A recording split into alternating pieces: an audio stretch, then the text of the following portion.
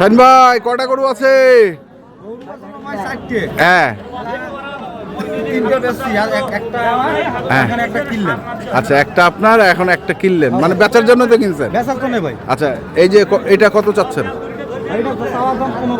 115। বেচা দাম কত? 1,05,000 ফিক্সড। আচ্ছা, পরে এটা তো আপনার? হ্যাঁ, এটা বেচা দাম ভাই 10,000। 10,000 চাইলে 10। হ্যাঁ, 95 হলে বেচাবো। 95 হলে বেচা যাবে। 95। এই যে কি কয় 5 থেকে 90, একজন কয় না। কাস্টমার ভাই কবে? কাস্টমার কবে? কাস্টমার 80 ধরিও পাই ধরবে। দাম চাইছি 10। 10।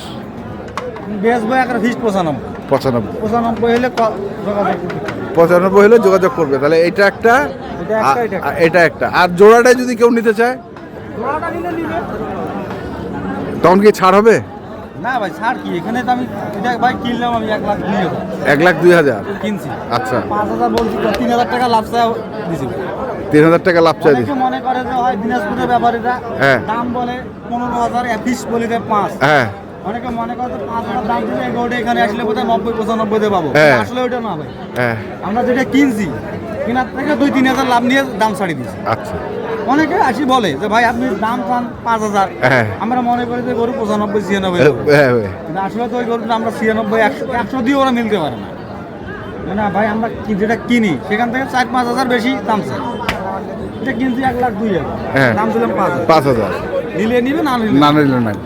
ঠিক আছে, মোবাইল নাম্বারটা কোন? না নিলে 1,000। হাজার সালাম। মোবাইল নাম্বারটা বলেন। 0176 হ্যাঁ। 51 হ্যাঁ। 72 হ্যাঁ। 106। 106 শাহিন ভাই। দর্শক, আমরা ছিলাম দিনাজপুর জেলার আমবাড়িহাট, এবং যারা এই ধরনের গরু কিনতে চান আসবেন এবং দেখে শুনে বুঝে কিনবেন। ধন্যবাদ।